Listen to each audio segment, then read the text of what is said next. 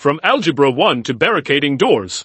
The unfolding of the Georgia school shooting that morning, a warning had been delivered by phone to Apalachee High School. There would be shootings at 5 schools on Wednesday. The anonymous caller, later confirmed by law enforcement, warned that Apalachee would be the first target. Still, students across Winder, Georgia, filed into their classes that day, attending first period, then second. For Lyela Sayarath at Apalachee High, the second period was Algebra 1. During the lesson, the quiet boy seated beside her stood up and left the room, the door closing and locking automatically behind him. Lyela didn't think much of it. He was known for skipping class. But then, he came back. The 14-year-old knocked on the door, and a girl got up to let him in. She jumped back, startled.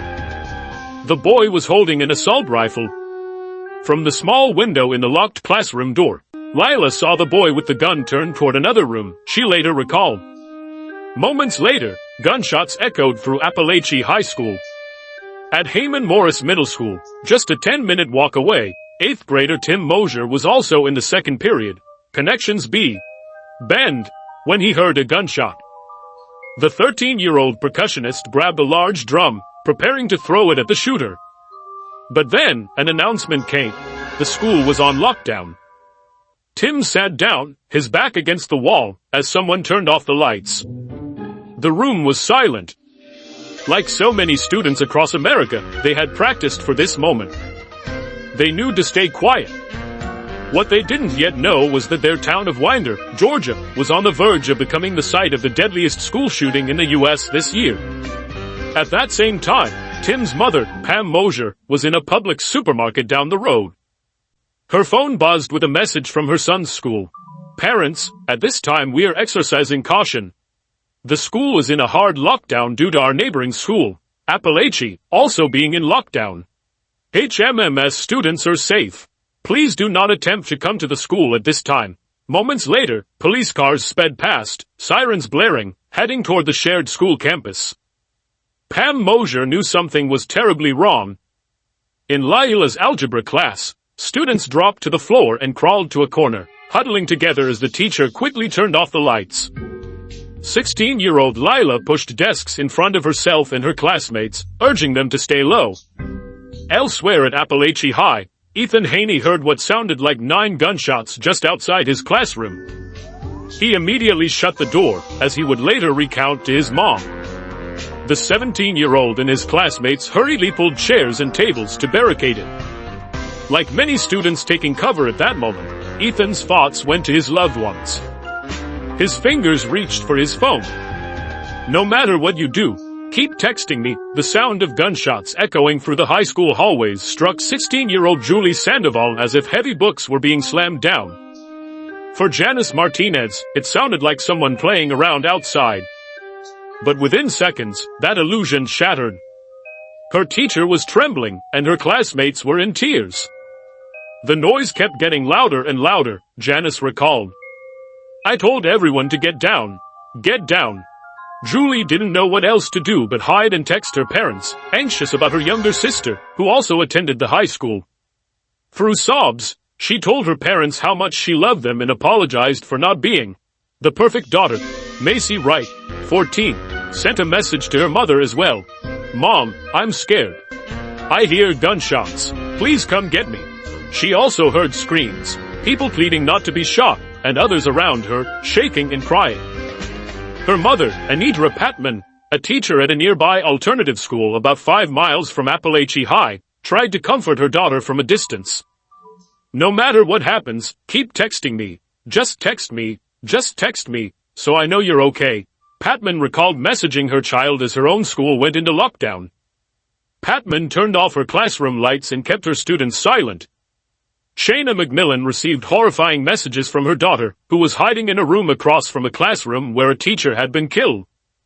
Her daughter's teacher had instructed the students to huddle in a corner and then stood over them to protect them in case the shooter came in. Soon, students from the classroom across the hall rushed into her daughter's room, crying. She was terrified, McMillan said. She thought the shooter might come to their classroom next. Macy and the other girls held hands and prayed. Moments later, the room was disrupted by banging and shouting. A classmate told Macy that one of her friends had been shot in the shoulder. Authorities received the first reports of an active shooter at 10:20 a.m., triggered by a wearable panic button issued just a week earlier to teachers, according to the Georgia Bureau of Investigation Director and the Barrow County Sheriff. Within minutes, school resource officers confronted the shooter. The suspect, a 14-year-old boy, surrendered and was taken into custody, officials said. Outside the school, the wait for answers was agonizing. Pam Mosier left the grocery store and went home, receiving texts from the school. 11:38 a.m. Heyman Morris Mid. Parents and guardians, HMMS is still on a hard lockdown. HMMS students are safe and secure. Please be patient.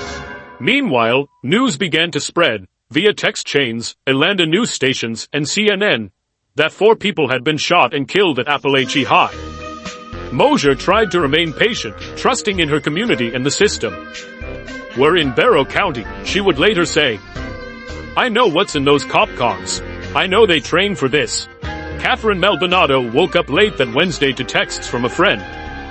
While Catherine had overslept, their school had gone into lockdown.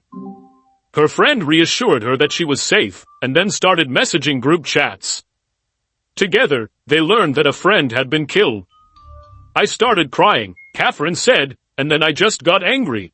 Keep your head up with the suspect in custody. Officers flooded into Apalachee High, evacuating students from classrooms as paramedics treated the wounded. Helicopters hovered overhead. By then, the gravity of the situation was clear. 2 teachers and 2 14-year-old students were dead, and 9 others, 8 students and 1 teacher, were injured and transported to hospitals, according to the Georgia Bureau of Investigation. Julie Sandoval cried when she heard the police enter her classroom. Let me see your hands, they shouted. I started bawling because my initial reaction was fear. I had a gun pointed at me. But then I realized, okay, this means I'm safe now.